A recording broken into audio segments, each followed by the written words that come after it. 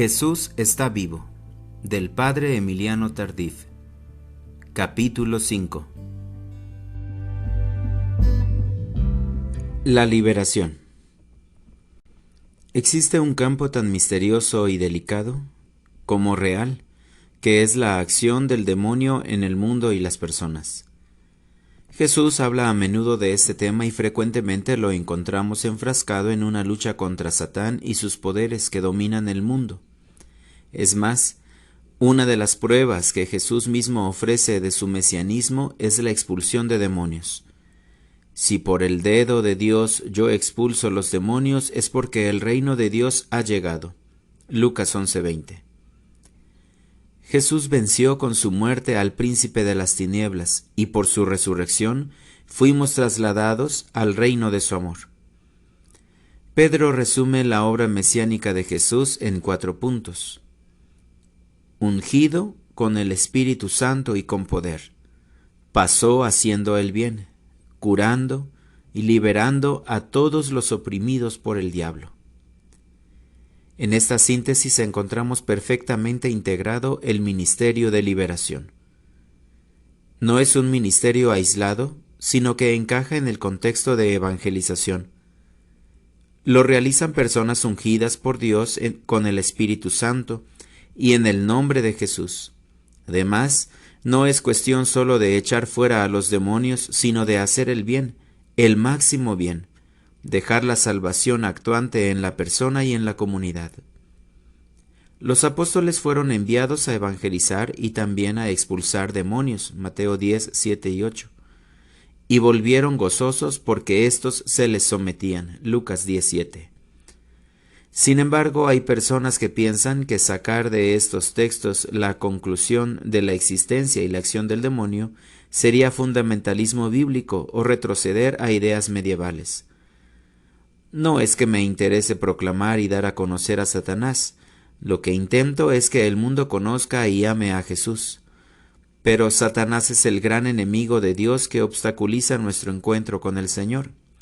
Si estamos ignorantes y no conocemos la clase de mentiras que Él siempre usa, no podremos estar prevenidos para sus ataques. El Papa Pablo VI, en su célebre discurso del 15 de noviembre de 1972, decía: una de las principales necesidades de la Iglesia de hoy es la defensa del maligno que se llama demonio.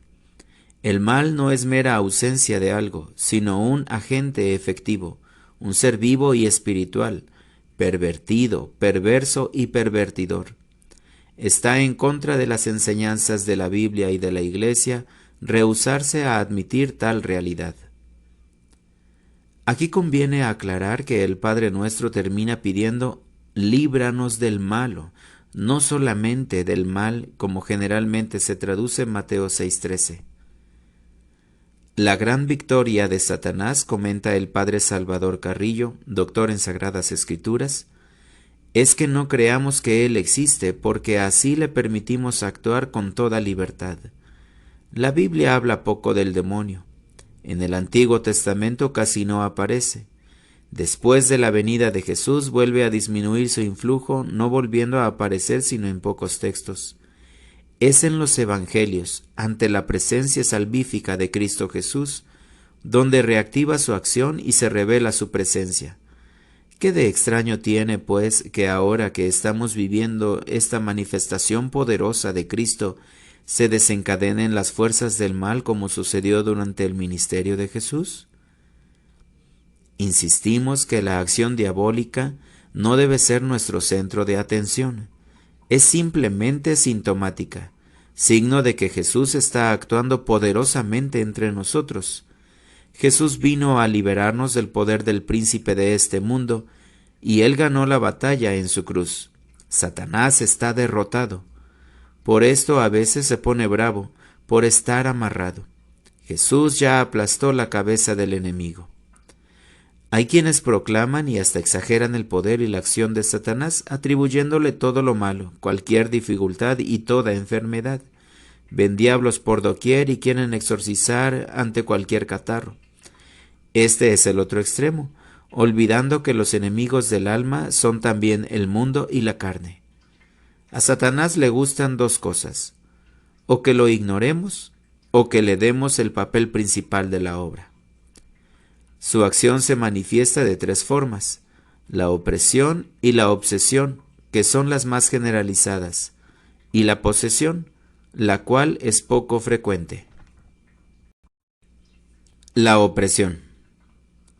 La opresión es la acción de Satanás sobre los cuerpos o las cosas. Por ejemplo, ruidos en la noche, cosas que se mueven, luces que se apagan, voces, ciertas enfermedades raras que no tienen explicación médica, etc. Se trata de acciones exteriores. El padre Emiliano nos dice que un día un obispo del Caribe le envió a su prima que sufría cierta enfermedad muy extraña. Oraron y el Señor la liberó. Luego le pidieron que fuera a su casa porque sucedían cosas raras. Le respondió que no iría. Para eso tenía a su primo obispo, que le pidiera bendecir su casa. Al ir el obispo y bendecir el hogar, cesó el problema. Fue todo muy sencillo, porque para Jesús todo es sencillo. Nosotros dividimos los problemas en fáciles y difíciles, pero para Jesús todos los problemas son fáciles, si no, no sería el Señor. Añade el padre Emiliano: recuerdo otro caso muy importante. Era un hombre llamado Julio Núñez, que no podía caminar y gateaba como un animalito. El Señor lo curó en una asamblea de oración. Fue tan impactante su curación que daba testimonio por todas partes. En una ocasión una señora lo reconoció y le preguntó: ¿no eres tú el tullido? Sí, pero el Señor ya me enderezó. Incluso lo invitamos varias veces a acompañarnos, testificando en diferentes retiros la maravillosa curación que había recibido. Un año después, el párroco de San Francisco de Macorís nos pidió hacer un retiro carismático. Invité a Julio Núñez, pensando que su testimonio sería más fuerte por ser él miembro de esa parroquia. Al llegar y preguntar por Julio, se me acercó una señora muy triste. «Padre, a Julio le volvió la cosa esa». «Sí, padre, no puede caminar y anda otra vez a gatas». «¿Desde cuándo anda así?» «Desde hace 5 días». Mandé que fueran a buscarlo y lo trajeran a caballo. Comenzamos a orar por él. Yo le decía al Señor: «Señor, no puedes quedar mal aquí, que es la parroquia de Julio». Pero el Señor no lo sanaba. Entonces comenzamos a orar en lenguas y me vino a la mente como un flechazo: espíritu de enfermedad. Entonces imperé y dije: espíritu de enfermedad, te ordeno en el nombre de Jesús que salgas y dejes libre a este Hijo de Dios. Te mando en el nombre de Jesús que te vayas a los pies de Jesús para que disponga de ti, y te prohíbo que vuelvas a molestarlo, porque es Hijo de Dios y nada en él te pertenece. Julio sintió un escalofrío. Luego, con toda sencillez, se levantó y comenzó a caminar. Satanás lo estaba oprimiendo para que no diera el testimonio de su curación, pero Dios es más inteligente, y restablecido Julio, su testimonio fue doble: su curación y de cómo Dios lo había liberado de esa opresión. En la oración en lenguas el Señor vino en ayuda de nuestra debilidad y nos dio su discernimiento carismático para señalarnos lo que le pasaba a Julio. Sufría de un espíritu de enfermedad. Esto puede parecer extraño a los que no han leído el Evangelio, pero allí encontramos un caso muy parecido. Había una mujer a la que un espíritu tenía enferma por 18 años. Estaba encorvada y no podía en modo alguno enderezarse. Lucas 13:11. Jesús hizo una liberación cuando le dijo: «Mujer, quedas libre de tu enfermedad». En los Hechos consta que la gente llevaba a los enfermos y atormentados por los espíritus con los apóstoles. La obsesión. Llamamos obsesión a la influencia y acción del enemigo sobre la mente de las personas. Si la opresión se manifiesta en lo exterior y material, la obsesión se manifiesta en el interior. Existen personas atormentadas con tremendas obsesiones sexuales, ideas de suicidio, espíritu de blasfemia, autodestrucción, desprecio, sentirse indigno del perdón de Dios, etc. En estos casos, a veces la causa no solo es física o psicológica, sino que están atormentadas por una obsesión que las esclaviza, no teniendo fuerza para salir victoriosas. Podría decir que la obsesión se parece a una tentación, pero en vez de ser pasajera es permanente, además de tener una fuerza e intensidad que va más allá de nuestras capacidades humanas para vencerla. Un día en México me llevaron a una mujer que tenía muchos años sufriendo cosas muy extrañas. Oramos por ella y le pedimos que nos acompañara en la recitación del Padre Nuestro, pero ella no podía decir: perdónanos como nosotros perdonamos a los que nos han ofendido. Tenía un gran rencor en su corazón porque un enemigo, para vengarse, le echó un maleficio. A raíz de eso comenzó a sufrir mucho y a odiar a ese hombre. No era simple resentimiento, sino una verdadera esclavitud que la mantenía atada. Oramos por su liberación del odio, pero no había resultado alguno. Me acordé de aquel joven al que los discípulos no habían podido liberar de las ataduras de Satanás y lo llevaron donde Jesús. Entonces nos acercamos al sagrario y le pedimos a Jesús que la liberara por su sangre preciosa. El Señor actuó inmediatamente, liberándola del espíritu de brujería y de rencor. Por primera vez en mucho tiempo pudo recitar completo el Padre Nuestro. En la República Dominicana había un hombre casado con una mujer joven. Tenían 2 hijitos. A pesar de todo, él no podía dejar de tener relaciones sexuales con prostitutas. Era un deseo superior a sus fuerzas que no podía dominar. Él se esforzaba, pero no le daba resultado. Entonces hicimos oración de liberación por él, y no hubo resultados, hasta que comprendimos que solo estábamos ocupándonos de expulsar al espíritu impuro. Pero al evangelizarlo, el Señor hizo su obra y fue liberado de esa obsesión. En Quebec había una religiosa que cuando iba a comulgar, sucedía como si en su mente comenzara a correr una grabación llena de blasfemias. Ella lloraba y sufría mucho por eso. Habló con su confesor y éste le aconsejó que rezara mucho a la Virgen María. Ni penitencias ni ayunos le daban resultados, pues todo aquello continuaba. Un día un sacerdote carismático de Quebec fue al convento, oró por ella para que fuera liberada de ese espíritu de blasfemia. Ella fue restablecida completamente gracias a esa oración. En el Nuevo Testamento encontramos diferentes clases de espíritus que vale la pena conocer. Espíritu inmundo o impuro, que es el más frecuente. Mateo 12:43, Marcos 1:23, 26 y 27, Marcos 3:11, Marcos 5:2, 8 y 13, 7 y 25, Lucas 4:33 al 36, Lucas 6, versículo 18, Lucas 8:29, etc. Espíritu mudo, Marcos 9:17, espíritu sordo y mudo, Marcos 9 y 25. Malos espíritus, Lucas 7:21, Hechos 19:12.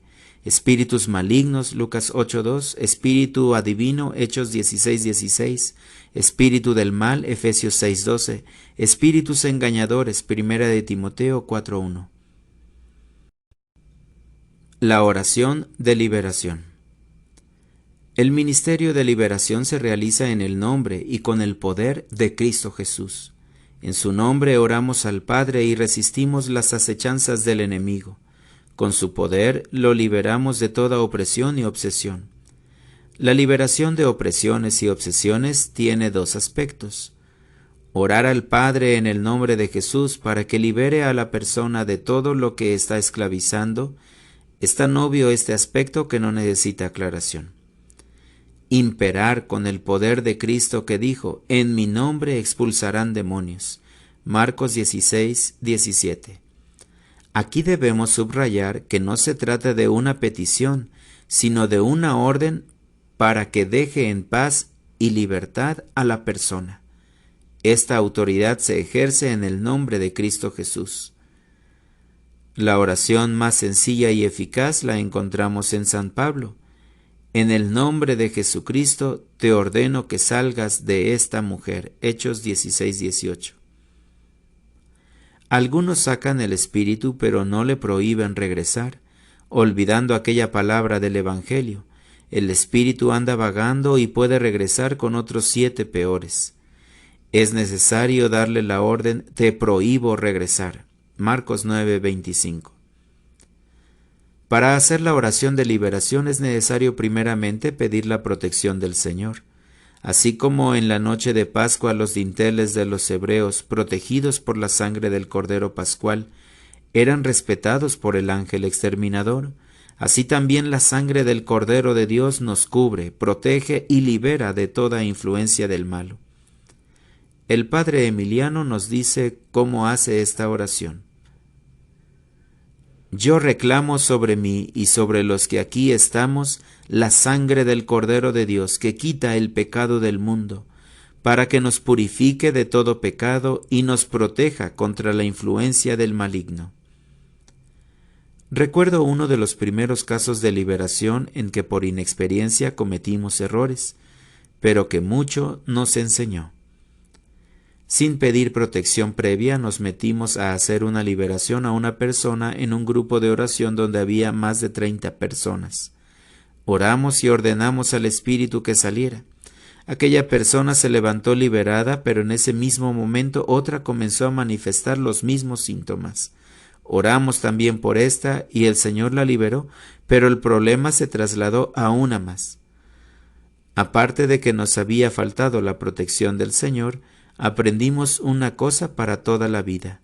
No basta sacar al espíritu, sino que es necesario prohibirle que regrese y enviarlo al pie de la cruz para que Cristo disponga de él. Esta oración es conveniente que se haga en comunidad, pero no en grupo grande, en un lugar privado, sin curiosos ni niños. El equipo debe estar integrado por personas maduras y prudentes, tanto para no estar viendo diablos por todos lados, como para saber discernir su presencia y su influjo. Por la sangre de Cristo y por sus preciosas llagas, tomamos autoridad sobre toda atadura y la desatamos en el nombre de Jesús. Existe otro aspecto mucho más importante. No basta sacar las tinieblas, es necesario encender la luz de Cristo. Si evangelizamos auténticamente, llevando la persona de Cristo Jesús a los demás, nos evitaremos muchos de estos casos de liberación, ya que al entrar Cristo Jesús, que es el más fuerte, expulsa al más débil. La luz echa fuera las tinieblas. Juan 1:5. La eficaz liberación solo se puede llevar a cabo en un proceso de evangelización integral. Sacar espíritus por sacarlos no tiene ningún sentido. Jesús envió primeramente a sus apóstoles no a expulsar demonios, sino a anunciar el reino. La expulsión es consecuencia de la evangelización. Generalmente me niego a hacer oración de liberación a personas que no están en un comprometido proceso de conversión. Autoliberación. En los casos de obsesión y opresión podemos hacer una oración de autoliberación teniendo en cuenta lo antes expuesto. Por la fe de nuestro bautismo compartimos la victoria de Cristo y tomamos autoridad en su nombre para expulsar a los espíritus que nos inquietan, molestan o perturban. Por el poder de Cristo la persona se declara libre gracias a la sangre de Jesús. Dependiendo del caso y el discernimiento carismático, se puede hacer la siguiente oración. Espíritu de suicidio, desprecio, impureza, rencor, miedo, etc. Yo te ordeno en el nombre de Jesús que te alejes de mí y te vayas a los pies de Jesús para que disponga de ti. Te prohíbo en el nombre de Jesús que me vuelvas a molestar. La posesión. La posesión es muy rara. Es en lo último que debemos pensar y solo hasta después de haber agotado las demás posibilidades. La posesión se da en casos en que la persona ha entregado su voluntad conscientemente a Satanás, vendiendo su alma, firmando pactos satánicos con sangre o perteneciendo a sectas diabólicas. También se podría dar en personas que fueron consagradas por sus padres al diablo.